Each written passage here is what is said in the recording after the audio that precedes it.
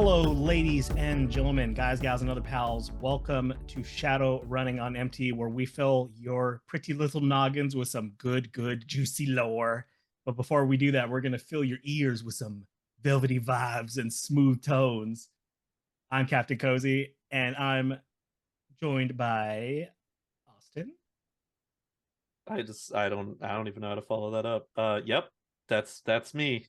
I'm the Velvet. But you know, the satin is really what brings this whole ensemble together. And where would we be without our dear So Easy Mode GM extraordinaire? How you doing tonight, Easy? Well, gotta bring the satin in. So great to be here with you guys once again to talk about some lovely lore. I got the vapors. I'm just a car Southern Belle. Make sure that you put that explicit tag on this episode, dude. Jesus Christ. For real. I got satin. He said satin, but that was smooth. We're bringing back the After Dark already. It never left, baby. We're 2 minutes into this episode, guys. Yes, let's go. Put your big boy pants on and start that Shadowrun smooth jazz. Okay. Yeah, Satin Daddy, you got it. Snuggle up with your favorite Decker and jack your ears into this episode, because we're going in deep. Jack your ears. Wow. Oh, man. Wow. Who doesn't love Shadowrun After Dark? And it's after dark when we record, so obviously apropos After Dark. Again, the peek behind the curtain for the mysterious forces. Literally, I just checked and I was yeah, the sun's definitely down, so he's right. Dude, he's got me. Okay. This Checkmate. Another tangent. What company? We don't have those. We were talking about After Dark, and I don't know why my brain went here, but which megacorp, if any, would fund the most pornography? Horizon. Oh, Ares. Actually, Ares. No. All American. Bro. Come on. Horizon, Ares. They're set up in the land of sin in LA and California. Come on. Ares is as American as apple pie. Brother. And that apple pie is going to get fucked because it's America. Ares is AAA, All American Amateurs. Oh my God. All right.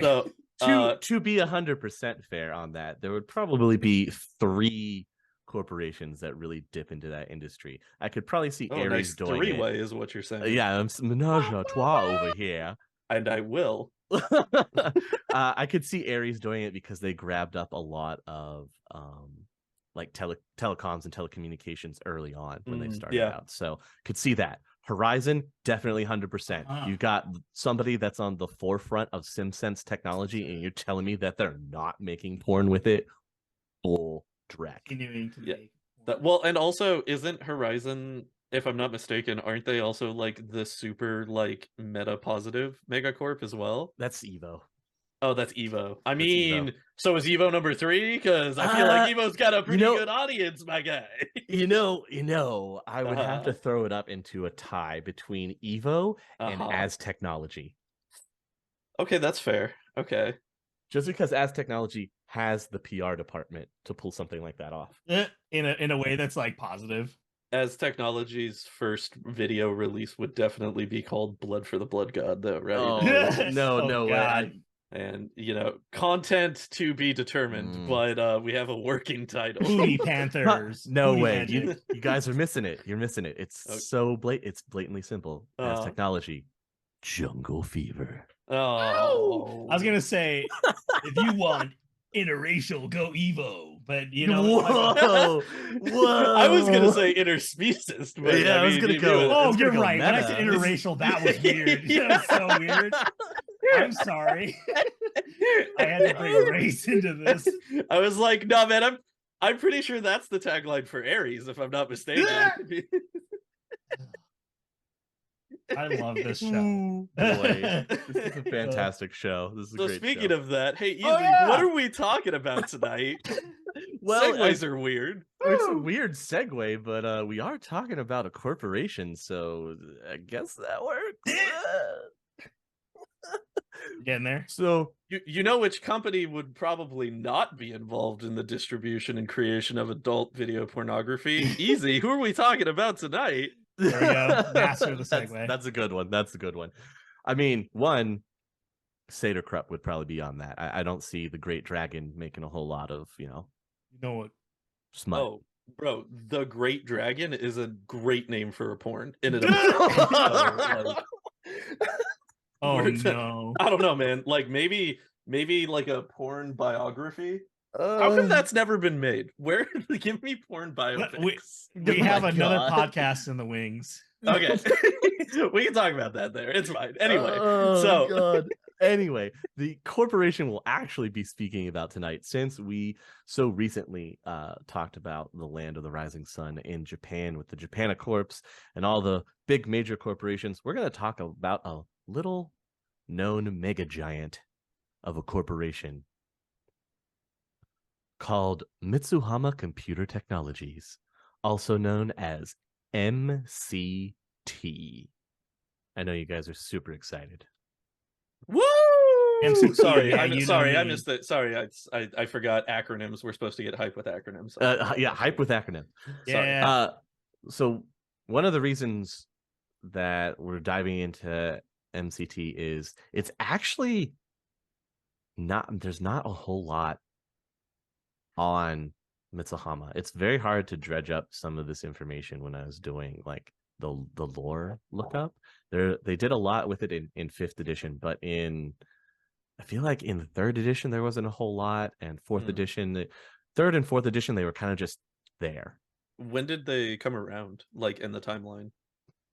So the start of their history, which we will go ahead and dive into right now. Why not? Well, it's perfect. You have to go all the way back to the time before the Saratech decision, which was giving corporations more power. Mm-hmm. So now we're not even in the 2000s. We're back in the late 90s. That was a time that never existed. Nobody was alive in the 90s. No one was alive back then. How could you possibly know this? So in the late 90s, the world's economy is in the toilet. And you're experiencing one of the largest recessions. Go on. Sorry, continue. No, I've told you numerous times. I know. Imitates life, mirrors life, is predicts just life. Like that is it should. That's Shadowrunnin on MT, your futuristic prophecy podcast. No, I'm just saying Shadowrun in general. Shadowrun's tagline as a module should be imitates life, mirrors life, predicts life. Like that's that's what I'm saying. Jesus Christ, dude. They're like them and the Simpsons, man. I don't know what fucking soothsayers they've got on the writing teams, but I don't know. The FASPA team that was writing for this back in the late 80s into the early 90s had their pulse on the turn of what was happening. Like they somehow knew they had to have somebody like what is his name, the writer from the Simpsons, Matt Groening. Yeah, they had to have somebody like Matt Groening just appear amongst them and be like, hey, what if we did this, huh? Yeah. What do you think about that? What if, based on socioeconomic trends, this is what happened in the future, and we just run with that? But like cyberpunk, I don't know. That'd be cool, right? Yeah. Like magic just comes back. What do you guys think? Oh man, that's how I see it sometimes. You're not wrong. You're very not wrong. I think.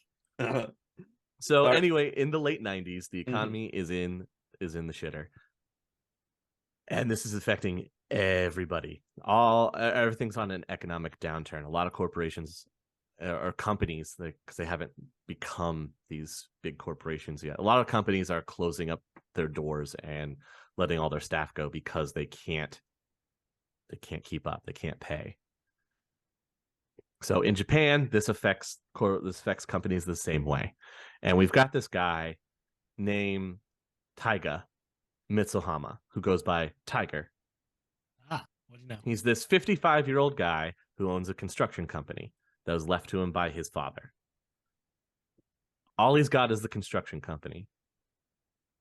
And his idea to try and come out of this economic downturn is to go around to some of these other companies that are also on the verge of failing and saying, what if we come together and stand together and make this kind of pool where all of our companies will work together to try to survive this economic storm?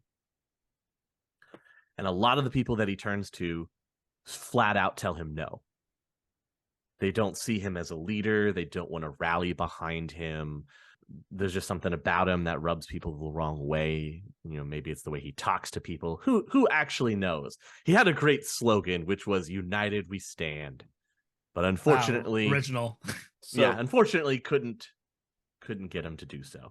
So he decided to withstand the economic downturn by putting all of his eggs in one basket, is what you're telling me. Well, kind of. Okay. The way that he ends up surviving this downturn in the economy is that he goes to a classic piece of Americana. And that classic piece of Americana is to turn to support from organized crime. Oh. It's never gone wrong before. Especially when you own a construction company, right? Especially when you own a construction company. So Tiger goes to the Yakuza. Uh-huh. And in exchange for money laundering and favorable dealings, he gained the support of the organization that was the only organization that was seeing returns during the recession. Because organized crime is recession proof. What a sentence. And he gains more and more support in that organization. So as his company is growing and these other companies are failing, he reaches back out to these other small companies that are going under. But instead of offering them the hand of friendship, he's buying them out. Mm-hmm. I mean, that's the best hand. Yeah, that is true. Money is the true friend. But he's not doing it maliciously. He's seeing it as a way to keep Japan strong. United we stand. Right? He still at the core very much supports his homeland. So now that he's got all this cash and he's acquired all these other assets, Mitsuhama Construction rapidly grows. And after just a pair of years, Mitsuhama becomes a major corporate force with 3 divisions: heavy industry, computer technologies, and robotics.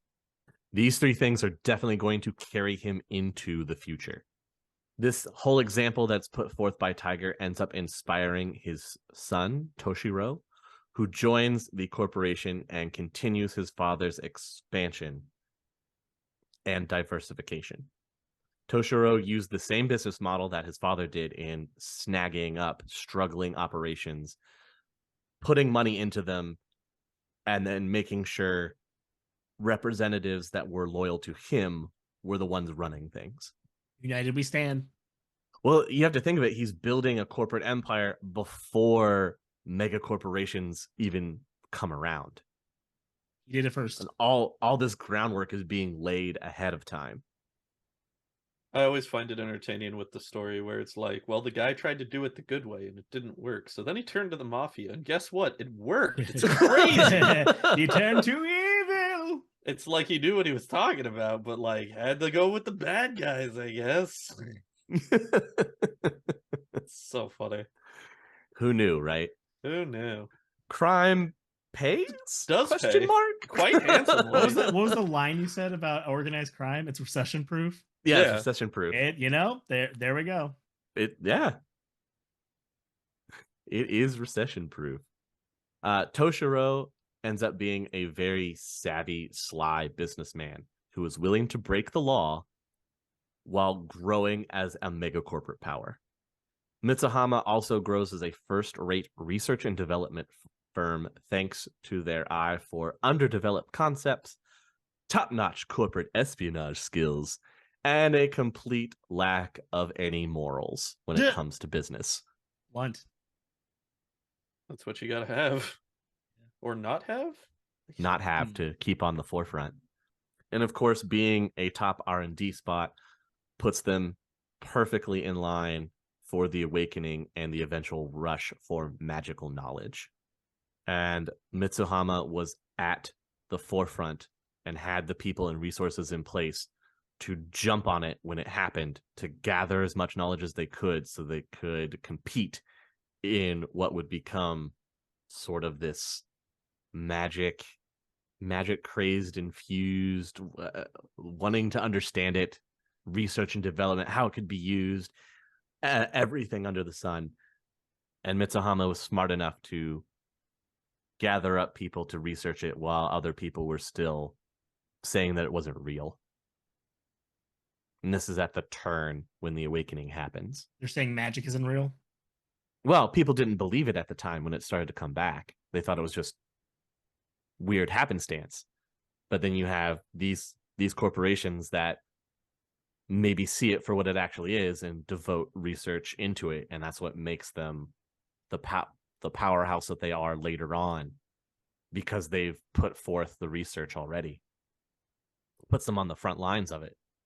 As the years progress, Tiger and Toshiro keep the corporation growing, and the growth and success earns them respect from the Yakuza.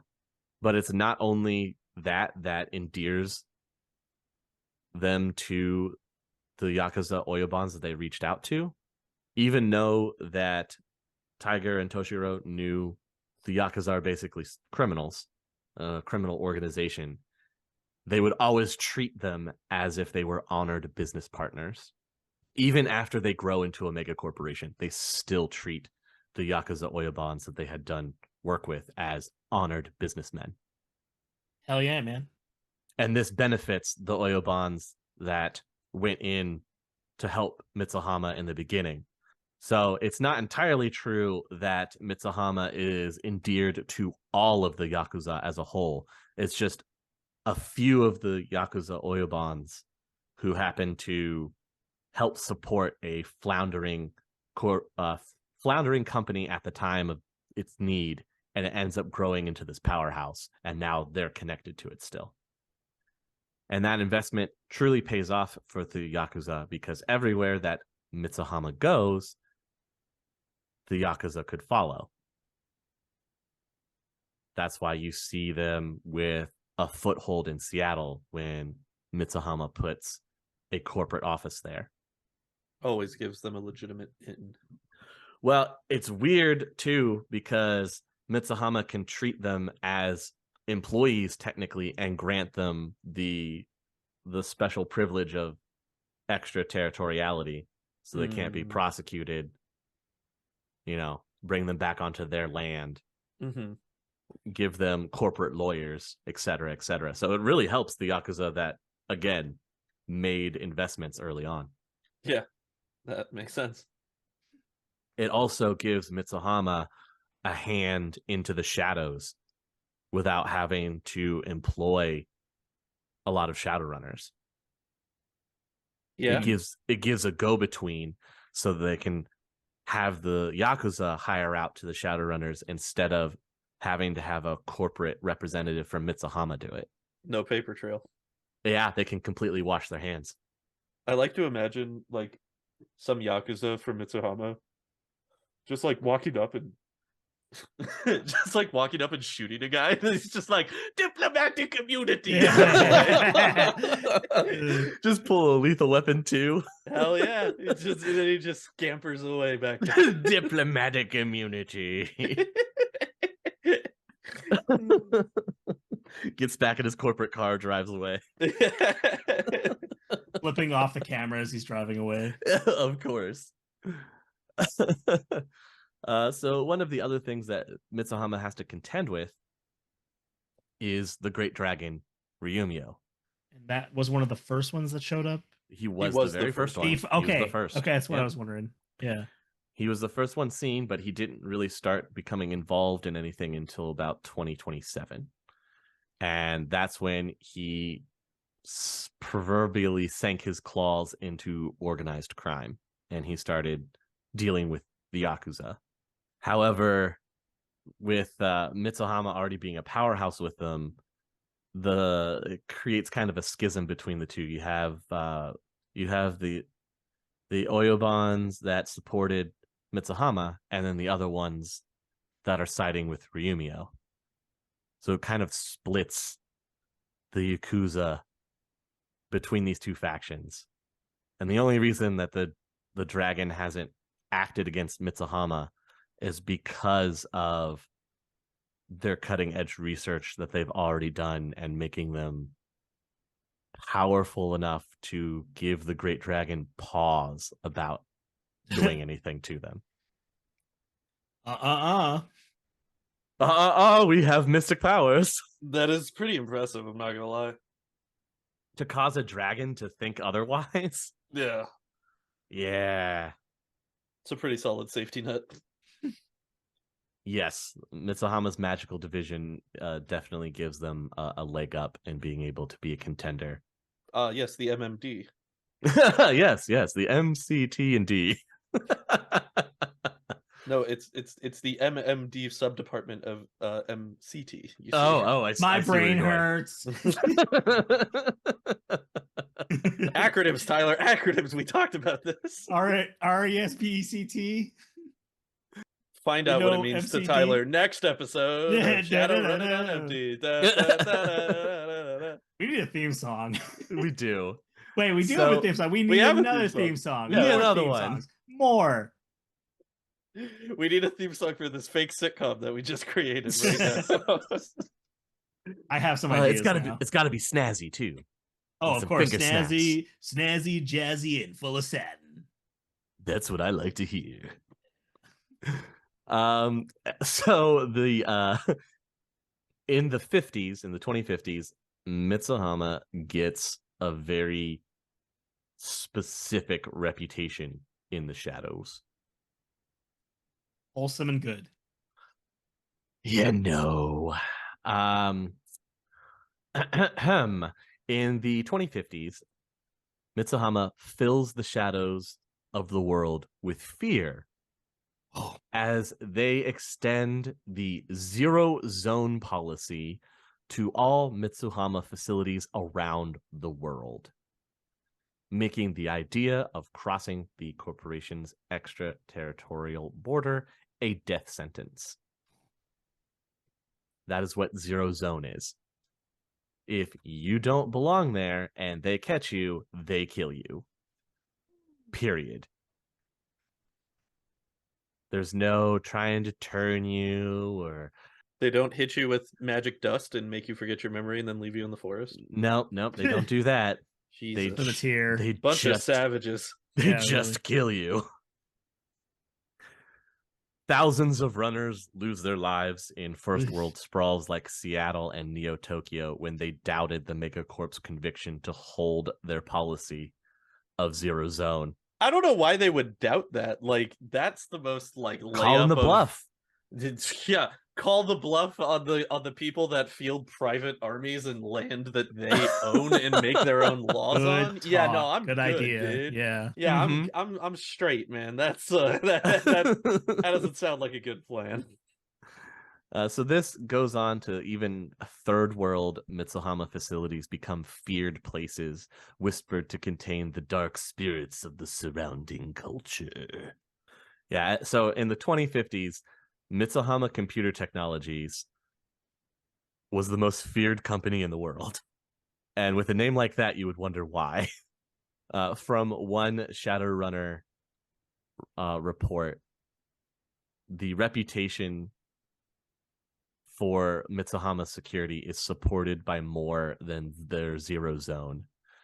The demeanor of their security personnel really sells it, in that they are calm and stoic the entire time they are unloading their automatic weapons at you.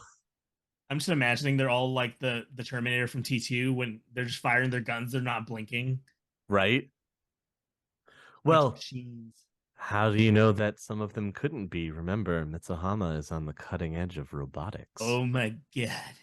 They're making Terminators. It's the C, Tyler. It's the C. MCT. Oh no.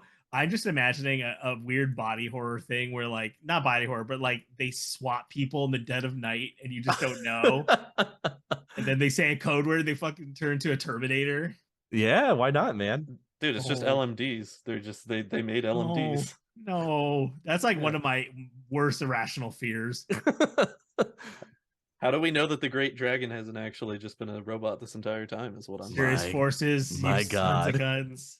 So, with their deadly reputation for their security, extraterritorial status, and the whole outlook of profits first, Mitsuhama developed an extensive black labs and began the early days of their earth stripping operations that would lead to disasters like they left behind in the Congo. Damn, just to like get a rare mineral or something? Or yeah, just to get rare minerals, they would strip mine the whole area.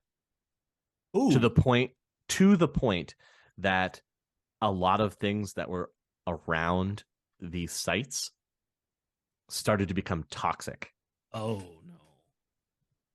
Because they're just stripping the area. They don't care about anything else. It would completely mess with the manosphere.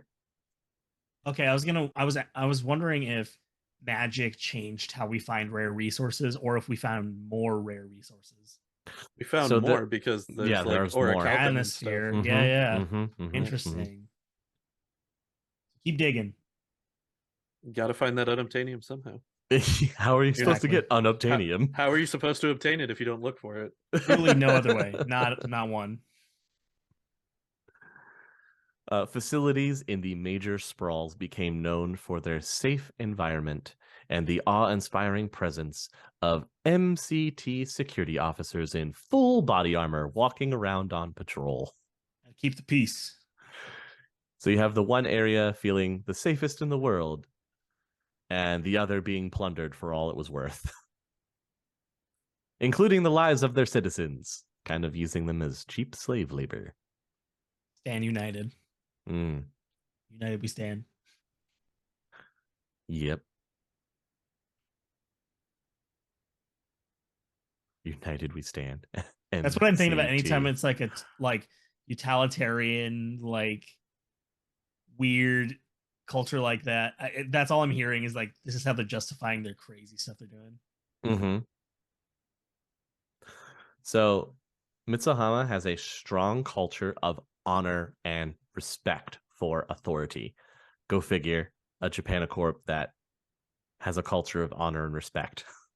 Crazy. Corporate rank and position determine honorifics, such as Sama and San within the citizens of the corporation. All citizens of Mitsuhama, whether living in Japan, Seattle, or London, are required to understand the values of Japan and show honor and deference to the emperor. I mean, you guys don't just do that? Like that? Yeah, what's wrong with you? Is that just me? That last part, to show honor and deference to the emperor, that's really interesting considering that Mitsuhama is one of his biggest detractors. Really? They show honor and deference to the emperor to save face, but in the background they are doing everything they can to try to work against him, whether that's supporting imperialist outlooks of people that get elected into the Japanese Diet, or if that's trying to make a move against a corporation that the emperor favors and have them lose face in the eyes of the public. Like a public assassination kind of, or not, like his what's it called? Corporate assassination kind of thing. Not so much. It doesn't have to necessarily be an assassination. It could be a screw up that gets. Oh no, that's what I mean. Like corporate espionage. Yeah. Definitely corporate espionage. I just said it with weirder words. Anything that would cause embarrassment is fair game for them to try to use. So rank and promotion are earned through hard and successful work in Mitsuhama. Failure is a cause for shame. No. Dishonor. Not just on the individual who failed, but on their entire family. Dishonor on your house. Dishonor on your cow. You, dishonor on your cow. Yeah. Seppuku is an acceptable atonement for failure that clears the dishonor from the family. Oh my god! In the 20s, whatevers. That's what I try to tell people, and they just never listen to me. In the 2050s, yeah. In the 20, even up into the current timeline of the 2080s, you fail in what you're trying to accomplish to save the honor and face of your family.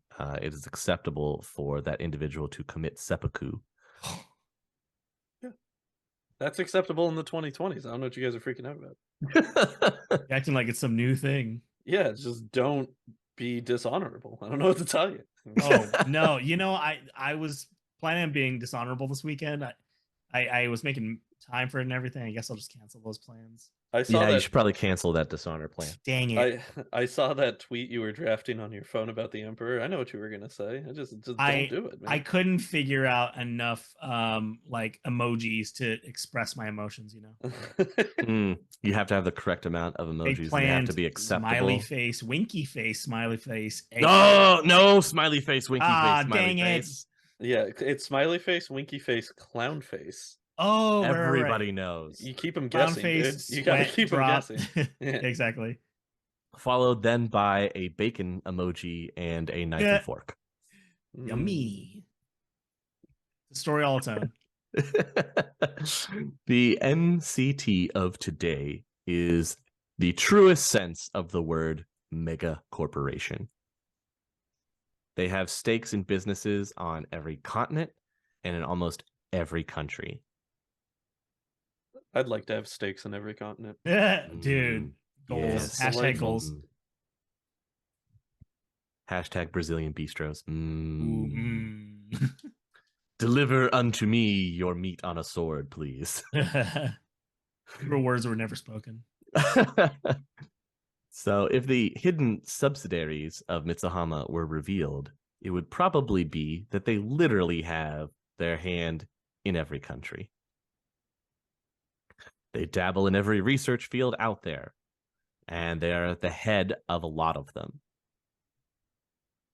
And they work very closely with one Loftware, right? Actually, no. Oh.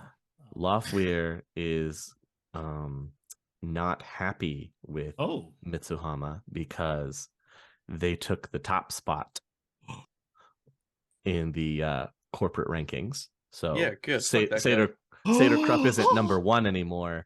Seder Krupp is number 2. Oh no. Yeah, because they're a piece of shit. No, the dark future is upon us. The great dragon, he ain't happy about that. I will not take the slander. You will. Yeah. You'll like it. You'll like it. You'll ask for more. Please, sir, can I have another? Mitsuhama has a bipolar reputation in the shadows. On one hand, they are the zero zone corporation with zero tolerance for failure. Huh. On the other, they treat successful runners like valued corporate employees. They pay well, deal straight, and if you get double-crossed, it was your own fault somehow. I was going to say, are they on the payroll for these companies? If you're successful enough. Okay, so there would be like, in my W-2, I would have to put Shadowrunner. Well, no, you would probably be paid as a security attaché. Oh, contracted employee. Yes, you'd be a contracted employee in their security department. Interesting. Okay. Noting that down for no reason. Of course. So, where are they? They are at the head of all of the mega corporations. Seder Krupp was on the top spot, but then that shadow war amongst the dragons took place. Remember, we briefly kind of mentioned it, where Loftware's brother kind of started to go insane and eat people a lot of people.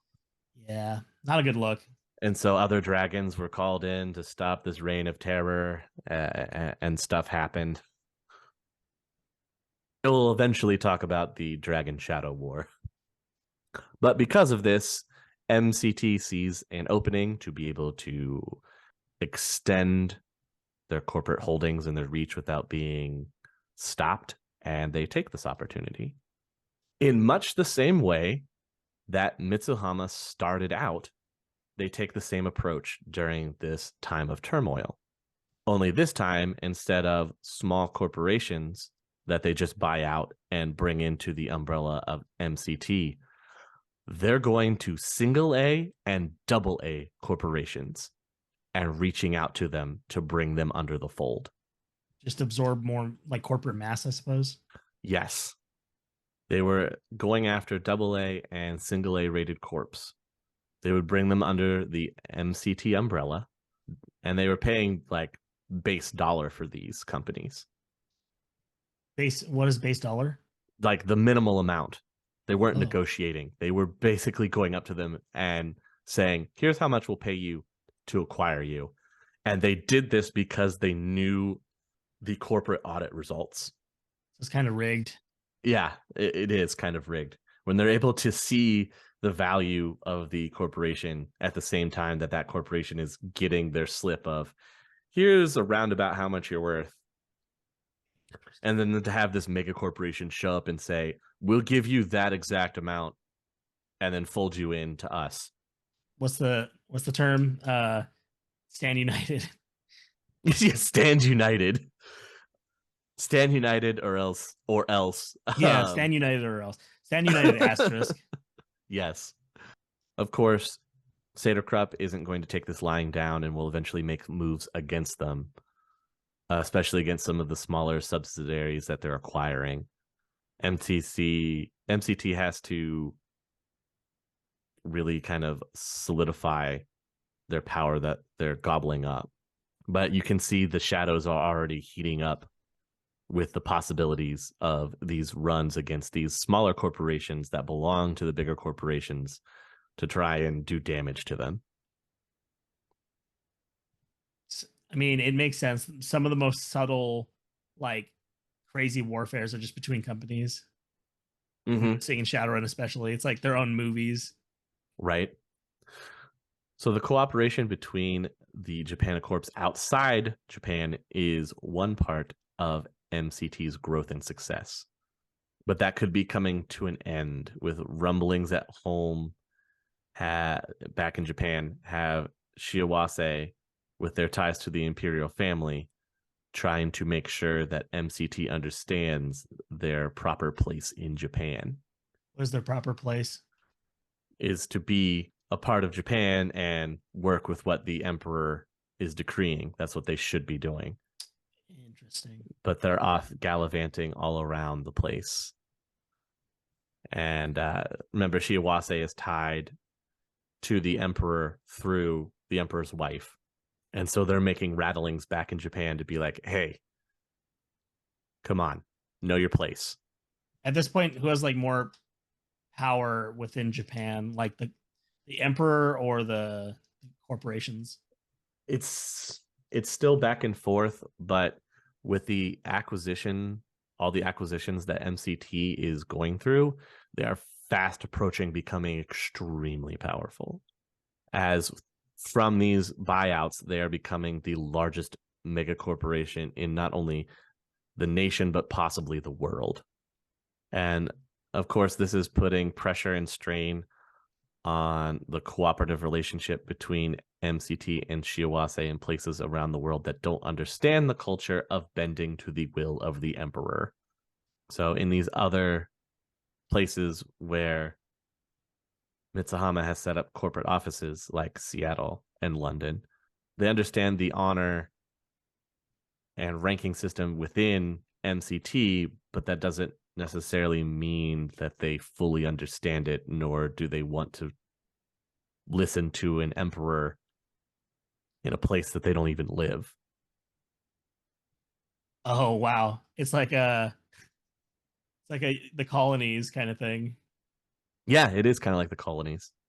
Why do we care about these guys across the sea? Mm-hmm. Interesting. To make things even worse, the emperor has been praising Renraku for their efforts outside the nation and for their devotion to the empire on the island. So Renraku is came from. Yeah, Renraku is getting patted on the head from the emperor saying good job, and that is publicly kind of losing face with MCT. Yeah, Dad has his favorite. Yeah, exactly. Renraku got ice cream, everybody else got frozen yogurt. Oh, I feel so attacked. I ate yogurt right before this podcast. Not only that, but Renraku's ice cream also had toppings. My God. Damn, dude, all the Jimmies. So many Jimmies. I didn't even know there were that many Jimmies in the world. Okay, quick question. Oh, yeah. When did you guys find out that the sprinkles on top of ice cream were called Jimmies? Honestly, I only heard about it because of a movie. Yeah, Okay. I want to say it was because of a movie that I watched. Definitely not. I mean, we're not from, or I'm not from like the Midwest or East Coast or anything. Because mine was from Kids Next Door. That's actually, dude. No, wait. Actually, that's where I heard about it because I was like, I knew I heard about it on TV, but I remember it being a pretty important deal. Yeah, it was the birthday ice cream for the delightful kids from down the lane, and they had to steal the Jimmies. That was the first time I'd ever heard that phrase. I was like, I thought they were just called sprinkles. Yeah, what are you saying? Also, isn't there like a thing with that term now? Like Russell your What? Jimmies? No, like yeah, is it Jimmy's? Like, isn't there like a connotation for like the term, like where that comes from? I have no idea. I'm from the coast, so I'm used to assuming everything's kind of racist. Wow. I'm not sure. I don't know the origins of the term Jimmies. I just remember thinking that it was weird that we didn't just call it sprinkles. Check out next episode where we talk about all the best toppings in the sixth world. You think that's weird? Do you know what they call sprinkles in England? Toppy cups. No. What? Toppy cup. I don't know. Like Willy Wombo. I don't Willy Wombos? What? I don't know. Willy I'm just burning okay. all the London bridges for all our English. Yes, you are. Yeah. Willy Wombos. Wow. Willy Wombos. Oh, sir, could I get a scoop of that Willy Wombo? Please, sir, I'd like a cone, please, so I could take on the lift. I'm a little orphan. I'm also 36. Are you a Charles Dickens character? Oh, you are Charles Dickens? You sound like you're from London. Charles Dickens is being denied his Willy Wombos? No, easy. What do they call sprinkles? Oh my god! All right. Oh so God! I was like, when will this end? Because if it's not gonna be Willy Wombos, I'm already disappointed. I ended, and I was like, please set me free. Please set me free. Okay. It's not Willy Wombos. They refer to sprinkles in the UK as hundreds and thousands. Seriously? Yeah. Okay. When you go to an ice cream shop, a shop with an E, two P's and an E in England, do you say hundreds and thousands? H&T's, baby. Yeah. Or do you say H&T's? Like, would you actually say... I get a scoopful of the H&T's on top of that? Oh, dot my eyes on that H my T's. I also... a cup of tea. If you're not H'ing the T's, I'm not buying ice cream at this old shoppy again. Shoppy in the UK. Anyway. I love how you guys just assume that everybody in England speaks with a Cockney accent. I know. Listen, I have no reason to. As somebody who has family members that live in England, and I have spent an extended period of time with them, everybody has a Cockney accent. Oh, good old Austin C.S.Y. is running his Switch stream again. To be honest, that is actually more what my cousin sounds like. He does not have a cousin. It's so good. Actually, no. My. I think he's from. Okay. No joke. He sounds like the Beatles, and I think he is from the Liverpool area. So he's very much got the hello. Oh, hello, goodbye. Hello, wow. Goodbye. Oh man, it was a good time. Well, that was a great tangent. But yeah, it's all Cockney accents. Cockney all the way down. All the way. Cockney all the way down. Yeah, make mine Cockney, baby. Anyway, we're sorry, back and to you're welcome. MCT. One of the other things that you have to take into consideration that really rubs this mega corporation the wrong way is Russell's their jimmies, if you will. Ruffles their hundreds their and jimmies. thousands. Russell's their hundreds Russell's, of thousands. only when we're talking about the London branch. Oh, right. Sorry. Oh my. Is that they have a lot of military contracts in the homeland of Japan because they're on the cutting edge of robotics and they're on the cutting edge of computer technology. So is their drone warfare just like that much more terrifying? Their drones are a little bit more terrifying. Yes. Because they also use drones in their zero zones. Overkill. Because who doesn't need ruthless killing efficiency from drones? I think that's just efficient. Very USA. USA. I was going to say we're talking about Japan, but also USA. We'll get there. We'll get there. I mean, easy. You know, it was an open-ended question, so I was just, I was backing them up. The audiences want to know. Well, don't worry, we'll get there, and you're gonna definitely go. Oh, what? No, I don't think I can. I don't think I can anymore at this point with Shadowrun, dude. Like every time I thought, I've been like, wow, who would have thought? You tell me something else, and yeah, I think. And you're like, I guess someone did think that. I am when it comes to Shadowrun at this point, I am in a permanent state of belief. That's all you can do. That's fair. That's fair. You could say that like a giant sentient mole rat ran for president or ran for governor in like Connecticut or something. But sure, awakened mole rat, fine. Wow, not even a Nova possum that ran for senator. Well, yeah, because just going mole rat right through it. Huh? No, because the Nova possums are a great species that would only do like humanitarian work. Such noble creatures, and truly. Be in Congress. They don't have time to be senators there. Yeah. When they're too busy trying to go to nationals, they got priorities. So with MCT and its new acquisitions and everything that has acquired so far, their resources are starting to be stretched very thin in regards to security and corporate military resources. So eventually they will have to make the choice of which is more important to protect: the heart of MCT or its newly acquired subsidiaries. And subsidiaries. Well, the other thing too is a lot of those newly acquired subsidiaries were originally standalone single A and double A corporations, and they have not been folded into the idea of the zero zone policy yet. And there's still the discussion of, well, are the security forces that are on site on those places going to be able to handle zero zone of just kill without question? In my experience, if you chip them, they will. You mean every like double A company that they acquire doesn't also automatically get its own yak attaché? No, it doesn't work that way. Shame. That would really solve a lot of problems, it sounds like. I think it would. I think so much simpler. Yeah. So, of course, in Shadowrun, every mega corporation seems to have their whoopsie moment, right? With NeoNet and Evo, they played around with nanite technology. Ares supposedly is infested with bugs. Allegedly.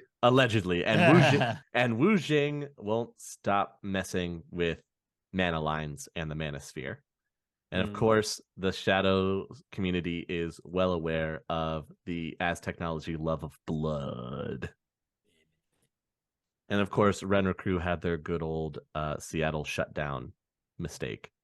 And then Seder Krupp gets dragged into dragon politics, whether they like it or not.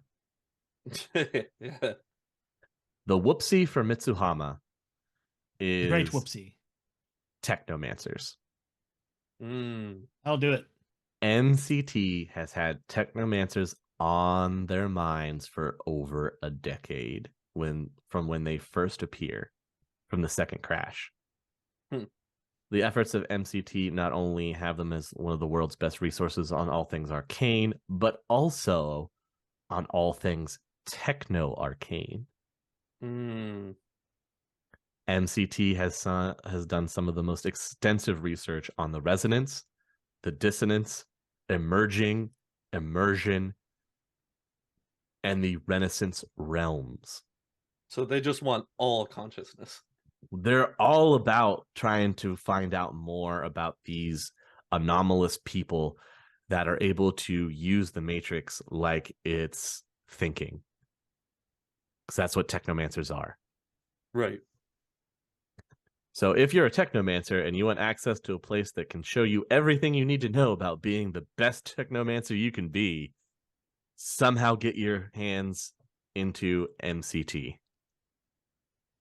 I mean, it sounds like you just have to show up. Like, it doesn't really sound like it's that hard to get in. You just show up to the place and you're like, "Hey guys, I'm a technomancer." And they're like, "You're hired. You're in."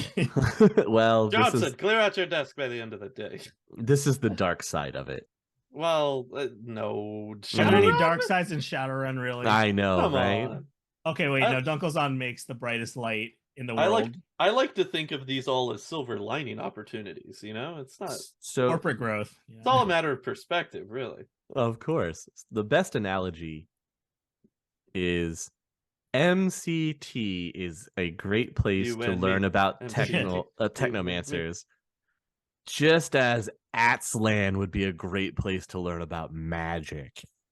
So it would be, is what you're saying. Well, remember Atslan is about that blood Did magic. nothing wrong. They're good. They study above the board. Yes, that's what we talked about. They're really just recycling. Yeah. Yeah, you weren't going to use all of it. Yeah. There's some leftover in your body. Yeah. You can make more, right? You're being greedy. More. That's all I'm saying. Yeah, just give the greater good. The blood, bro. Yeah.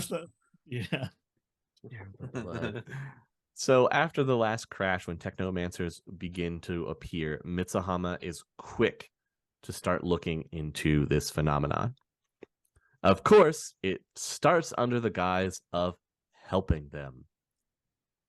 MCT looks for sufferers of Apis, many of whom are the beginning forerunners for technomancers.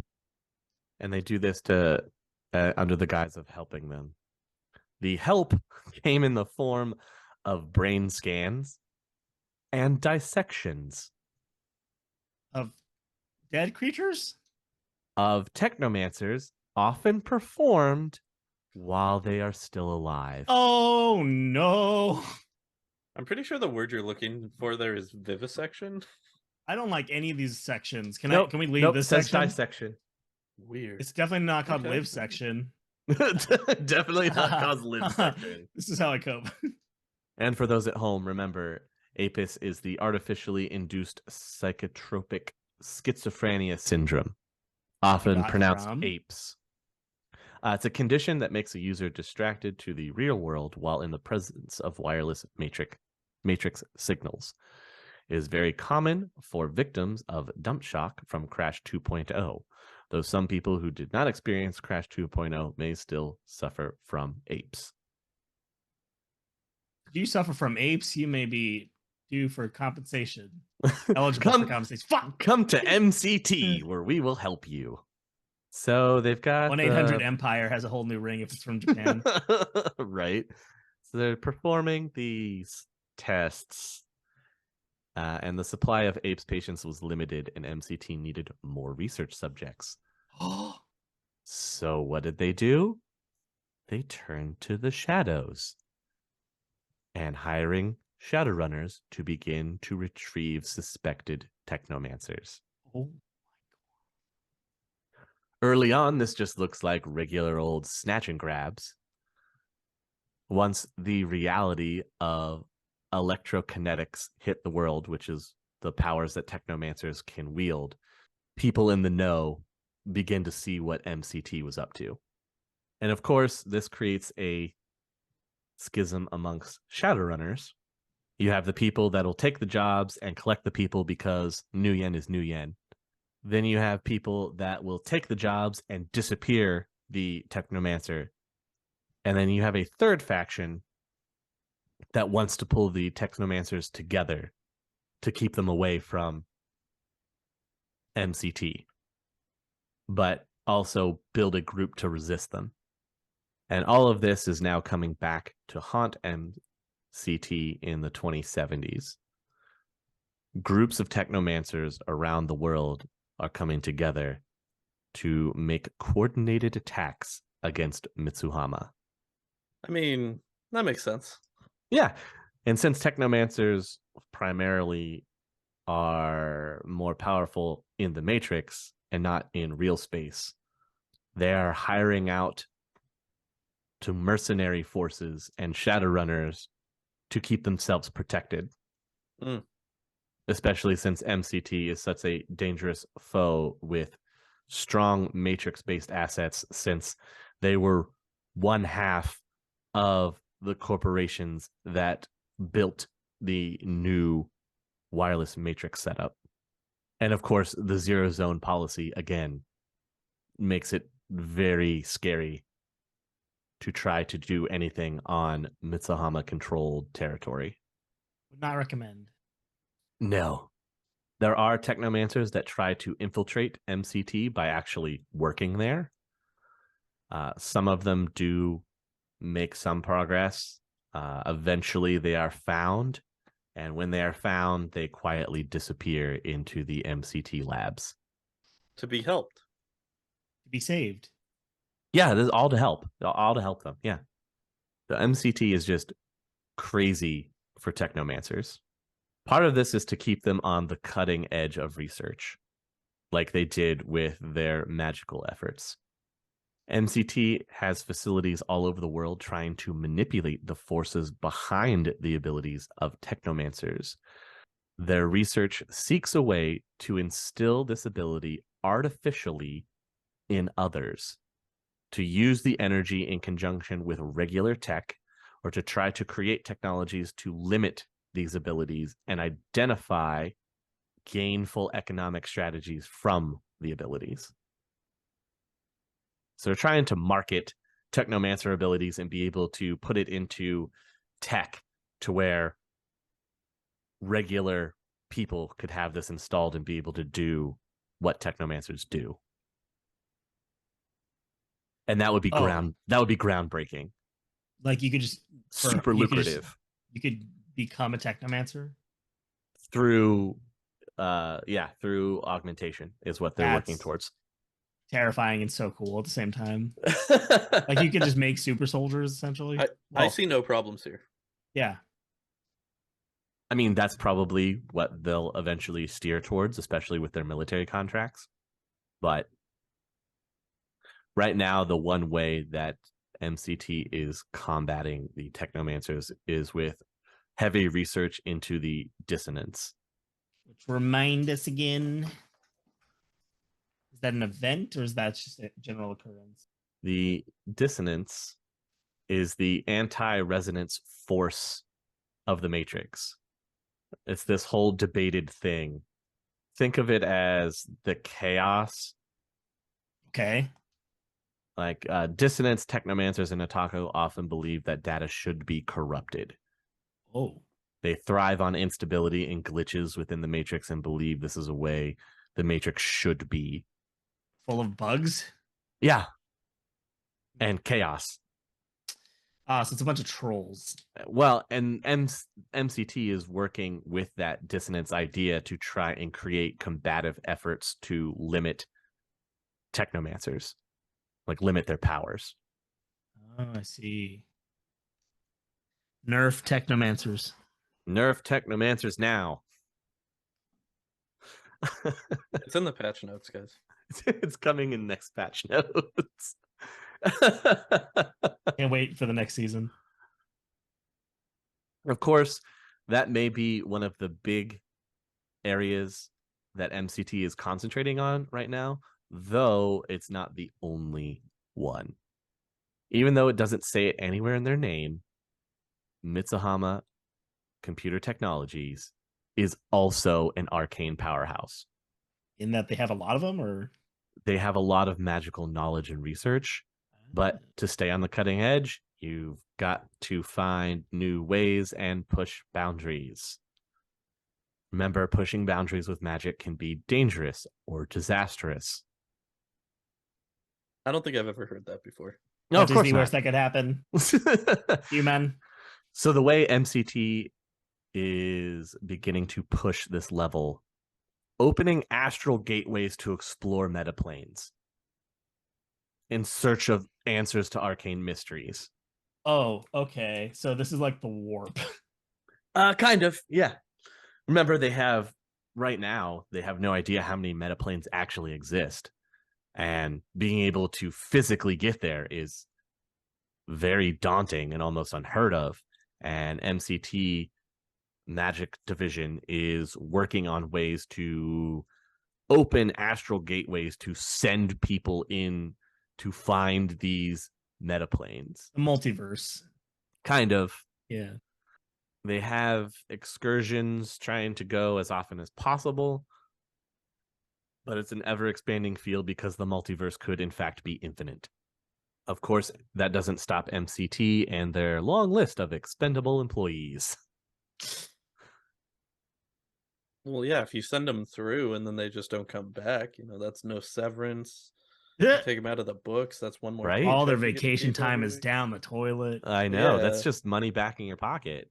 401k, who needs it, 401 nay, I say. Oh, wow. Are you a horse lawyer? Mr. Ed is one of my contracts. One of the biggest issues with metaplanar travel is how hard it is to get back. Yeah, that makes sense. One-way So ticket, baby. these teams can sometimes be stranded all over the metaplanes. Oops. I see no problem with this. Two of the major focuses of their efforts on this project are resources, especially resources that can't be found on our plane of existence, and artifacts. The resource is very straightforward. Go there, see if there's anything viable, like a new metal or a stronger metal or a magically active compound or something like that, and try and bring it back. The harder thing are the artifacts. MCT already controls a large number of artifacts thanks to the efforts of Shadowrunners and their own corporate operatives. Acquisition and containment are the focus of most of MCT's current operations with going into the metaplanes. And items discovered in these metaplanes can often look different when they're brought back. Oh, like they just change by going through? Yes. They say that movement between metaplanes is often physically taxing, and the travelers will wake up in strange places surrounded by unfamiliar surroundings and unable to identify the object they came through with. Whoa. Like they don't even jot down what it was? Or It could change shape. whoa. Yeah. And of course, MCT will stop at nothing to contain these artifacts. The weird part is when you come back through, you don't necessarily step into where you started. That's why these metaplanar travelers would be disoriented when they come back. Because you could leave from a corporate holding of MCT, right? And then when you are able to come back from the metaplane, say you were at a subsidiary corporation of MCT and you're somewhere in Europe, and you come back and now you're somehow in the middle of the Amazon. Oh. Or the arcology. Yeah, or the arcology. Oh no. Or Chicago. Or Oh Chicago. no. At any time, because it seems like it's always bad to be in Chicago. Yeah, I could agree with that. So that causes a big problem, and that's why you might not recognize the artifact that you brought back with you, because you don't even know where you're at.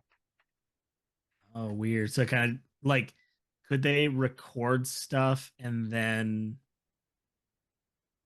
check it when they're back to see, like, is there any way they could retrieve what they saw on the other side, or is that just like part of the plot? Tyler, do you think that MP4 can survive metaplanar travel? Dude, if I've learned anything, MKVs have dark powers that we have yet to truly unravel. MKV, maybe. I'll give you that one. It could be. MP4s are merely the prophet for And the everybody Oh, knows that JPEGs will survive anything, so. PNGs, yes. dude. PNGs are nothing, man. I'll say it. Hot take. PNGs are pretty freaking cool. The metaplanes also possess a wealth of knowledge about artifacts that is either hidden by their original creators or somehow lost, or shifted there after creation. Answers are rarely straightforward, though clues to what these artifacts may be can be gleaned from research. That's not always the case. Sometimes they'll have to go through multiple metaplanes to get answers. Secrets of the metaplanes. Yes, it's very big business with a lot of potential problems. Do you think they have like metaplane travel agencies? No. Since they're just dabbling into metaplanar travel in the 2070s, I really doubt that they have travel agencies. They're just not thinking big enough. Maybe if we progress the timeline far enough. How do you think that they recruit the people that they send through on the excursions? Shadowrunners, deniable assets. We don't have to see you again. Hey, yeah, we'll pay you a big sum up front. We may never see them again. It's so much easier if you just open a fake travel agency that's a front, and you get people to sign paperwork saying that they're okay if they die in another dimension. Wow. Banished to the dark dimension. Yes. Who knows? Hey, I've got a summer home in the negative zone. Yeah. Maybe you'll find the puppies in cotton candy dimension. Or maybe you'll find you're frozen in a block of ice dimension. Yeah. That one's pretty cool. It's pretty chill. That one's pretty cool. This has put, of course, this whole idea of metaplanar artifacts and traveling to the metaplanes has put MCT into direct competition with Wu Jing. Easy. I'd just like to say that you didn't acknowledge either of mine or Tyler's jokes, and that hurt, man. You know what I have to say to that? Not cool. No chill. No chill. Ice. I must be from Jotunheim. Interesting fun fact time. Isn't it always? Yay. There is one specific artifact.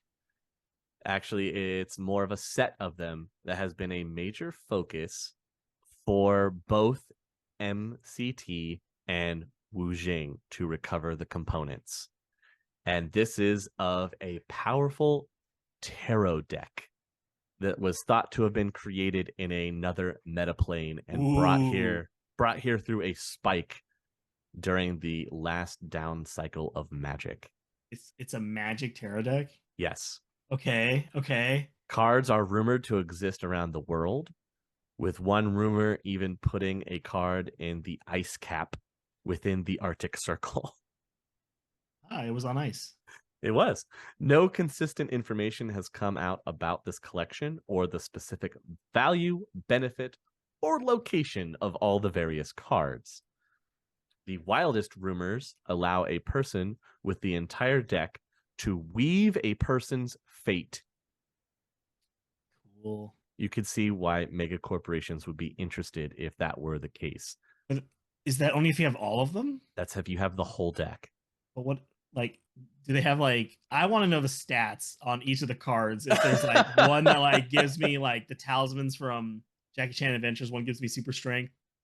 The one, it's strength, weirdly enough. While individual cards provide valuable divination insights or cause sudden and dramatic shifts in the person's life, Mitsuhama wants all of the cards in their possession.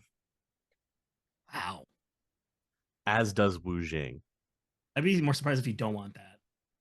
It could be an extremely powerful artifact. And they're going to hold a giant card game tournament to acquire them, with the final battle being fought on top of a blimp. Over the city, yes. Pegasus! I was immediately thinking, like, which one would give me my stand powers? That's all I want. No, you've got them all set up in your arm guard, and haha! I will draw dark magician. Monster card, draw monster card. Japanese dub of Yu-Gi-Oh! If only you had used Silver Eyes Dragon. Huh? Nani? That's impossible. I need to rewatch Yu-Gi-Oh, man. I never did. I only know the snippets. I have to wonder how many times in that show they use the word Nani. Oh well, I was gonna yeah. I only know the English dub. Okay. The English dub is where it's at, man. If It's you're not watching so the English dub of money. Yu-Gi-Oh, you're not getting the full experience. Yeah, you're also gonna get Yugi actually sounding like a child, and I'm just not about that. The team that has been tasked to take care of this for Mitsuhama, and that's the team that's working on finding all the tarot cards, researching what they do, is MCT Research Unit 13, which is the company's elite initiatory cabal. So they are an actual initiate group called Research Unit 13. So bro, you have a bunch anything with 13, bro. I know, right? What is it about that number? So it's MCT MMD RU13. Yes. Okay, cool. Thank you. That would be correct. How do you do that? He's pay attention to the acronyms. Good. Put some more wrinkles on that smooth brain. Yeah, I only understand concepts presented through acronyms, so that's how I retain all my Shadowrun. I only can enjoy or appreciate or understand things that a primordial ooze could. That's fair. That's fair. Then you know what, Tyler? Good news. Acronyms, not for you, big guy. Those me no me. Like brain hurt. So what does the future look like for MCT with this great bullseye that they've put on their back by becoming #1 in the AAA mega corporations? They were #1. They're #1. Seder Krupp isn't happy about that. I'm sure that'll be fine. They've got Technomancers. They'll be fine. Yeah, sure. So keeping that top spot is going to involve even more political and corporate deals than earning it in the first place. No. That's not how business works. Right? Seder Krupp is 100% going to go after MCT's new acquisitions and work to break any deals before they can happen going forward. Not only will Seder Krupp be doing that, but the corporate court will also be watching MCT more closely because of all the acquisitions that they have made. In order to bolster their arcano technology and metaplanar explorations, Mitsuhama pulled in a rather interesting corporation into their fold, named the APEP Consortium. They are a single A-rated megacorp based out of Cairo, Egypt, and they are best known for their efforts in the study of artifacts and their early efforts after the Washington Rift Open in the late 50s from the Dunkelzahn assassination. They have joined the MCT Magic Division. They may cause some internal strife, and they are also known for some of their links to toxic magic. Like the Britney Spears magic, or? Not necessarily, no. More of working with the wastelands and the irradiated areas and toxic dumps and things like that, where the land has been polluted by man. This small little single A corporation has had dealings with magical toxic connections, which could include either practitioners of toxic magic or toxic spirits. That does sound fun. Huh? And dangerous. What? Yes, I meant to say dangerous. In an interesting move, Mitsuhama strengthened their place in Japan and added to their growing new division, MCT Motion. Is it like a studio? MCT Motion is a division that was recently created during their fast acquisitions of these new corporations, and it has a primary focus of vehicle production and transportation. The biggest purchase has been Mitsubishi Motors. Mitsubishi Motors was already a single A rated corp, but many of their multinational assets have been targeted by other local vehicle producers. Mitsubishi was hesitant in accepting a place under the Mitsuhama umbrella, but has quickly flourished with additional security at their facilities that follow the classic MCT zero zone philosophy. So expect new line of Mitsuhama-inspired vehicles from Mitsubishi in the coming years. This is in the 2070s. We're getting there. Yeah. So they're trying to design a car that can drive through dimensions. Well, maybe not so much. Mitsubishi also presents a strengthened position in Japan. Their headquarters in Japan is now part of MCT's properties. This gives the corporation a headquarters facility in both Kyoto and Neo-Tokyo. Their Kyoto headquarters is already close to Osaka and the Shiawase headquarters, and now they will have a spot in Neo-Tokyo across the bay from Chiba and the Renraku headquarters. So through acquiring Mitsubishi, MCT now has locations that are close to both of their rival headquarters in Japan. Interesting. And a smart move. Very smart. Remember, MCT is one of the largest military contractors for Japan.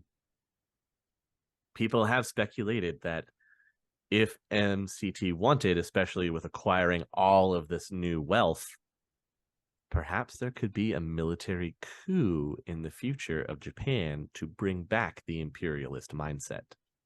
Here's where things start to get tricky with this MCT Motion division. The Motion division also gained another 2 AA rated corporations, showing their desire to expand and continue to diversify into fields they were not previously a part of. MCT has pulled in a cost-based corporation called Sikorsky Bell into the fold. They are a Texas aerospace corporation. This adds aerial vehicle production capabilities to MCT Motion. Hell yeah, brother. Freedom flyers. This merger also will catapult Sikorsky Bell along with their Sikorsky Aircraft and German Aerospace Corporation subsidiaries up to the top of the aircraft production field. It doesn't stop there. Along with these acquisitions, MCT Motion also acquires a European AA rated megacorporation called SAB, which is an acronym for Super Atomic Buster. It's an acronym for Svenska Aeroplan Bolga. Bolga. Yeah. I'm pretty sure you just made that up. I didn't. Yeah. That's literally what it says. You press like a word scrambler? I did not press a word scrambler. Are they supposed to be like... They're Swedish. Dialect? They're just... Okay. Does that make more sense? They're using our freedom characters. They're using the alphabet. Freedom characters. So when they make one of their airplanes, does it come with like an instruction booklet that doesn't have words? It just has pictures. Probably, and they expect you to follow along. Little guy standing in front of the turbine with an X over it. Everything is he's got a thumbs up. Everything is put together with an Allen wrench. And and Allen wrench and like the wooden dolls that you just hammer. Yeah. Their meta meatballs are to die for. So don't ask what the meta meat is. It's always a surprise that you do not want to know. So the acquisition of SAB brings to MCT not only more automotive, but also drone systems, missile systems, electronics, and arms. As you previously mentioned, nothing bad ever happens with drones. Of course not. Unless you hate freedom. Unless you hate freedom. Patriotism amplifies. Easy, do you hate freedom? Because that's what it sounded like. I love freedom. Love me some freedom. I don't know. Damn right. Now, this was all done publicly to kind of mask what was being done in North America. Nothing bad ever happens in North America. This is where the what moment is coming in. So, acquiring Amtrak Incorporated, California Free State Rapid Transit, Front Range Transit International, Norfolk Southern, and UCOS Rail. Those are all now owned by Mitsuhama. That means they bought all 5 railroads. Do they also have the waterworks and the electric company? I don't think they have the electric company, but I believe they're working on the waterworks. But they do have all the railroads. Mm-hmm. So Mitsuhama now owns every major railroad line and railroad company in the COS, UCOS, and California Free State, as well as sections that run through the Pueblo Corporate Council, the Sioux Nation, and the Salish Sheed, where they are allowed to traverse the rail but make no stops in those Nan nations. Well, as we know, he who controls the railroads controls the universe. Well, think about it. Think about the squeeze they could put on transportation. Oh, yeah, like they control the distribution line. Yeah, through North America. Yeah. Yeah. You know, that's a pretty impressive. I mean, the word monopoly comes to mind, but like that can't be right? I'm just saying. Right now, Mitsuhama is poised to be one of the largest, if not the largest, mega corporation in the world by the 2080s. Yeah, that checks out. Yeah, because no one's stopped them.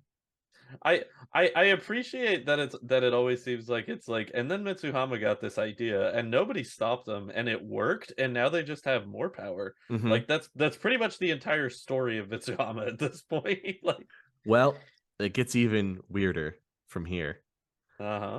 Because while they're acquiring all of these, making all these acquisitions of these single A and double A corporations, they managed to do this in Africa. Yeah. So they own all of the railways in Africa as well? Well, the exact extent of MCT's holdings in Africa is hard to ascertain, as they've been hidden behind and shifted between Mitsuhama Africa, Yakushima Africa, and the Mitsuhama Financial Group. But what you're saying is that they own all of the railways in Africa as well? Most likely. Okay, cool. As best speculated, Mitsuhama may hold majority ownership in as many as 56% of the corporations in Africa. Jesus. So if the pressure from the Emperor and the other Japanicorps in Japan ever becomes too great, then Mitsuhama could theoretically be the first AAA megacorporation headquartered in Africa. Huh. Yeah. I mean, it would be interesting, but yeah, it seems like they maybe have too much power. Huh? They really do. A strange concept in the Sixth World, I know, but it's like from 4th edition into 5th, MCT was allowed to really ramp up in 4th and 5th edition to the point of they've become so bloated and their reach is now global. Like, I say a lot of mega corporations have a global reach. Yeah. But with MCT, it is the literal sense. Mm-hmm. They are everywhere. Mm-hmm. And nobody's stopping them.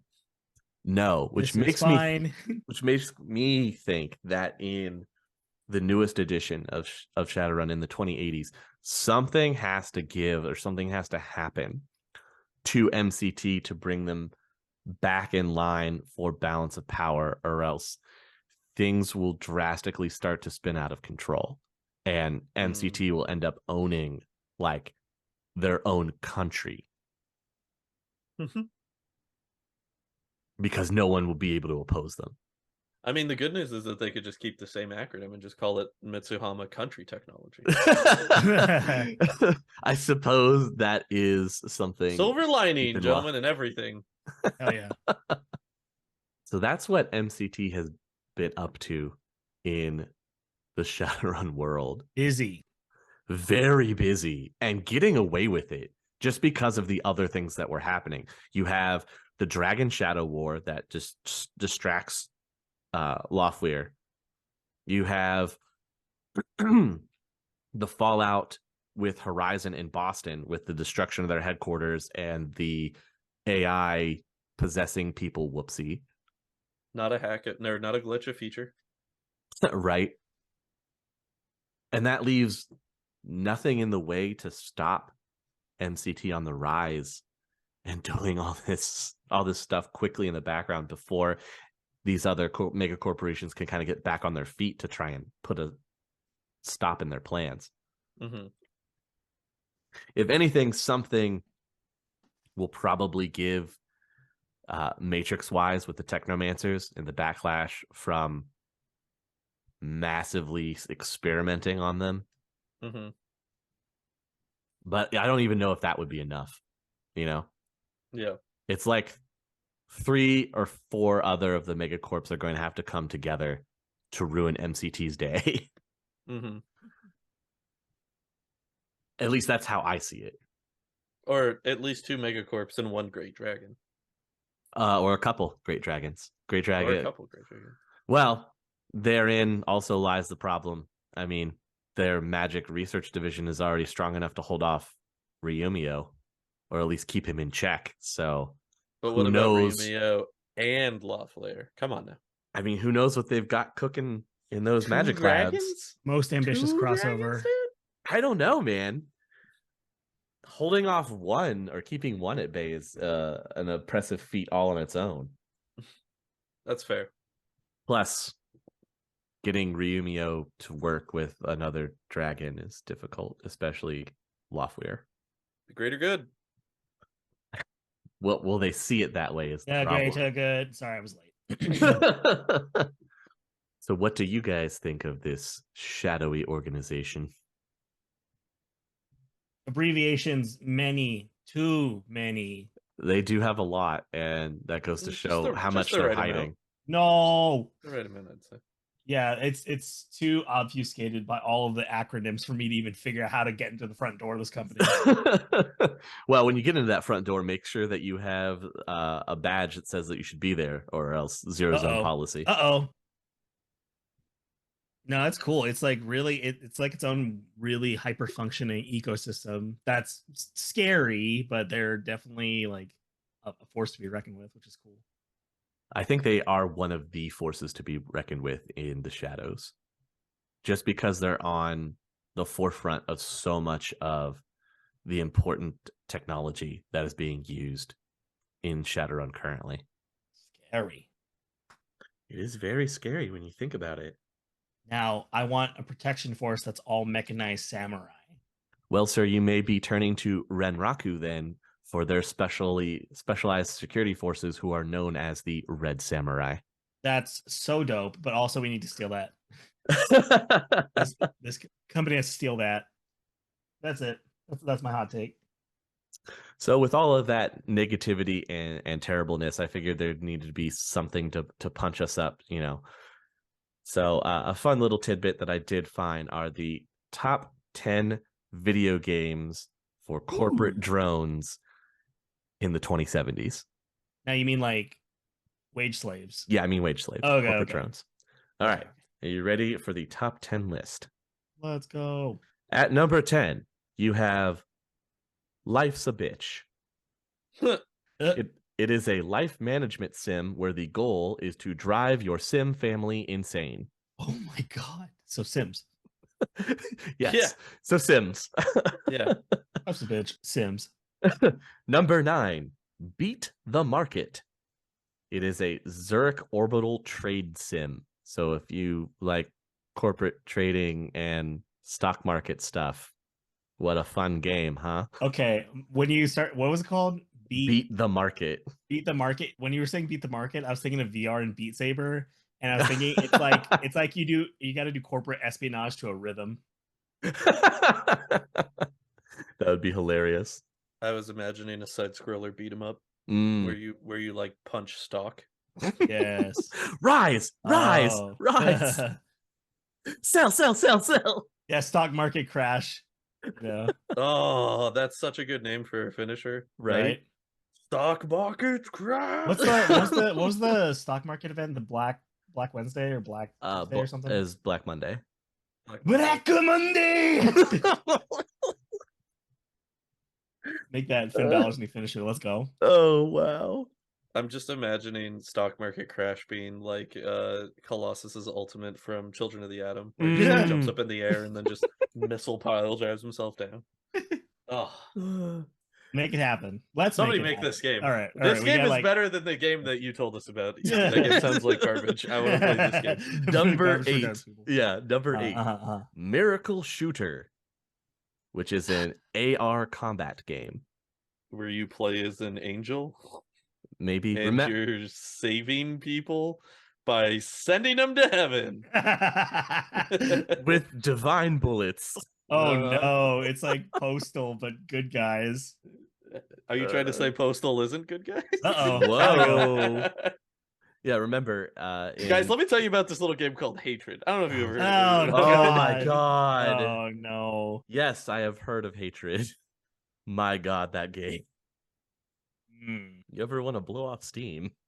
That's something. That is that is a thing. But I was gonna say, for this particular video game, it's unique in that it's an AR combat game, meaning that it's an augmented reality game. So it's you guys ever see the movie Gamer with Gerard? Yeah, that's what I was gonna say. Yeah. I've got you under my skin. That movie has no reason for me to enjoy it as much as I do. Such a dystopian movie. It's exactly what it is. That's why it's so good. Like that movie knows what it is, and it doesn't try to be anything else. And there's a musical number for like no reason, and it's really good. Yes. Oh man. Number 7. Fermat's Last Hermetic Equation. This also sounds awful. Hang on, Tyler. I have a question for you. I need to hang on. I have a tangent real quick. Hey, what is your favorite nonsensical musical number in a movie? Whoa! Wow! Oh God! Because I've got mine. So would you like me to lead? Yes. Well, please do. Yeah, please do. Actually. Okay, so mine is the musical interlude in Southland Tales. Which is if you guys have never heard of it, I don't blame you. It was the follow-up movie from the guy that did Donnie Darko, and it is about multiple reality and reality/time travel. Wow. In the wake of like super corrupt government funness. But there's a part in that movie where just in the middle of the movie, for some reason, Justin Timberlake is dancing around an arcade with a bunch of like USO girls singing All That I've Done by the Killers. What? And it's fucking great, but man, is it just like, why are we doing this right now? I figured out my answer. Okay. So that is mine. I give it to Southland Tales, a fucking wacky movie. Wow. I had to look up the exact episode, but Season 6, Episode 7 of Buffy the Vampire Slayer. Once more with feeling. Yeah, you could have. Yeah. Yeah, you could have just said the Buffy one, and we would have had. No. I would have known. I wanted to build it up, dude. That's okay. Drama. That's fair. That's fair, dude. I own the CD for Once More with Feeling. I found it in a bargain bin at a local record store, and I was like, yeah, Wow. absolutely. Wow. I don't think I have one. Just a random weird musical number. Mm. Yeah, I don't think I can think of one off the top of my head. Yeah, no, man. I unfortunately do not have one. Take notes, listeners. Easy hates music. All right. Oh, confirmed. I'm not a fan of a lot of musicals, I will say that. Oh my god. It takes a lot. You just punched Tyler in the heart. I did. Look, I will say that I do like some Broadway productions. Like I like Beetlejuice on Broadway. Okay. Does that save face? Is that saving face? That was the one that I was like, man, I would really like it right now if he said the Beetlejuice musical. It's very good. It is very, very good. I listened to Girl Scout a weird amount. When shit is hitting the fan, I'm like, when you're a Girl Scout, everything's gonna work. And it's a song about like how she's got pulmonary heart disease and she could die any moment by getting scared by anything. Yes. Oh my god, that is such a good musical. All right, easy, we're good again. Okay, as long as we're good again. The unspeakable, noble forces, mysterious forces, they didn't claim you this day. This joyous day. Where were we? We're at number 7, where we talk about. Oh wow, yeah. Fermat's Last Hermetic Equation, which is a mobile puzzle game. Woo. That ain't bad. Yeah, right. Not as good as the plethora of games we've said. No. Number 6. Noir Confidential, an action RPG set in a rebuilt retro future Los Angeles. That's X to Cyber Doubt. I guess retro future, like LA Noir, but like LA Noir, but with flying cars. Cool. Could be cool. Yeah. Number 5 is Awakening 1949. An alternate World War II setting where the Awakening happened in 1937. I mean, magic and World War II sounds like a very, very horrible combination. Like mass killings. Like I just imagine it's like World War I, but worse. It's even worse. Yeah. Number 4, Galaxy 10, real-time strategy and civilization building. Oh, so it's Civ. So it's Civ. Yeah. Yes. Galaxy. It's basically Civ. I Galaxy. see what's happening here. Number 3, The Saley Court, an MMO in an alternate dimension. You want to be fairies of summer or winter court. Oh, interesting. Okay, so that's the WoW. Probably. Number 2, Astral Dreams, Legend of Tenku, a Mitsuhama RPG. Oh, it's just about working at Mitsuhama? I don't know if it's about working at Mitsuhama. It probably is a Japanese style RPG. Okay. Because it's Astral Dreams. So I would put it in the same vein as like one of the Tales series. Ah. I was gonna say probably like a Persona like a slice of life with JRPG elements. Right. I could see that. And are we ready for the number 1? I really hope it's just Skyrim. Like just it's just the Elder Scrolls 5 Skyrim. Yeah. For the PS34. Yeah. Coming to your Aries smart fridge next month. Number 1 is Run Runner, a Shadowrunning MMO. Oh, okay, that's actually kind of cool. Although that's wait. I'm glad to know that I'm glad to know that there's a world where the Matrix Online is still functioning. Yeah. it has a life somewhere. Right? Mm-hmm. It probably incorporates great stories coming from the greatest Shadowrun series to hit Trideo, Carl Combat Mage. Woo! Okay, I'm in. Never mind. Back Lost in. interest. Yeah, back in. Let's go. Gross. But that's the number 1 game. Oh yeah. Number 10 is the one that definitely made me laugh the most. where it's Sims, but they just say life's a bitch. I love that. That's a fun little Easter egg. It's Sims where the game is what everybody inevitably ends up doing with the Sims after 8 hours anyway. So yeah, they just That's just so cut true. They just cut Yeah. out the middle.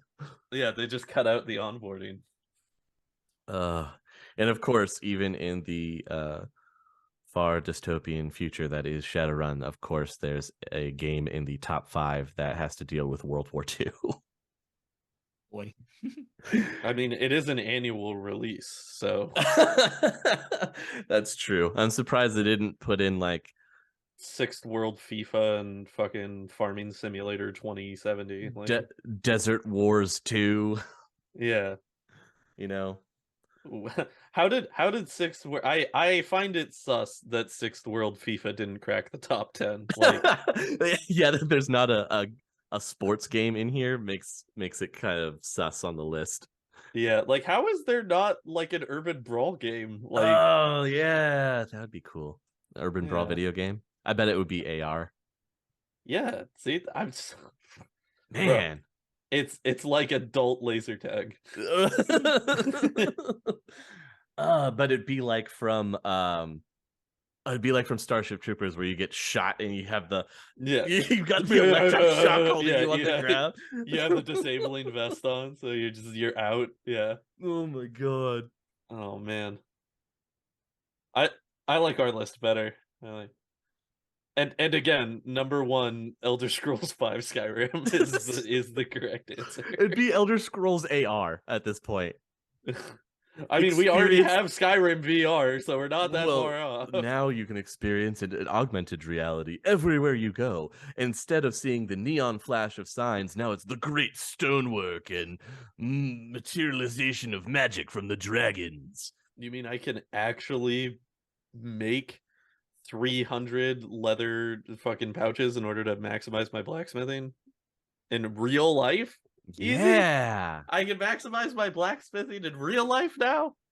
Whenever you walk into a convenience store, you have to say Fusroda to have the doors open. This is the augmented reality that you've all wanted. Secretly. Every item in every convenience store is just cheese wheels. Apples and cheese wheels.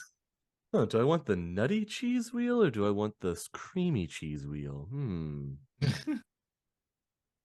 I'm going with cheese wheel light. I'm trying to watch my figure. Oh, every alcoholic beverage is either the Nordic ale or the Nord mead or skooma. Good old skooma. Bar, keep your fattest pitcher of skooma for me and my friends.